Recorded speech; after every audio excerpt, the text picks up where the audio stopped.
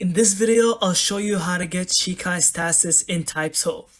Shikai Stasis is one of the unique Shikai forms in the game, and unlocking it requires a few important steps. First, make sure you've completed the basic Shikai awakening process. That means you progress your soul and met the required level threshold. Once that's done, you'll need to fight your Zanpakuto spirit. The key here is that Stasis has a rarity factor, so it doesn't drop every time. You may need to repeat the challenge until you roll Stasis as your Shikai type.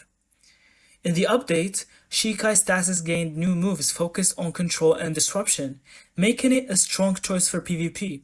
So remember, level up, awaken, challenge your spirit, and keep re-rolling until you unlock Shikai Stasis. Patience is key, but it's definitely worth it. And that's how you get Shikai Stasis in Type Soul. Thank you so much for watching. I hope you found this video helpful. Don't forget to leave us your thoughts in the comments.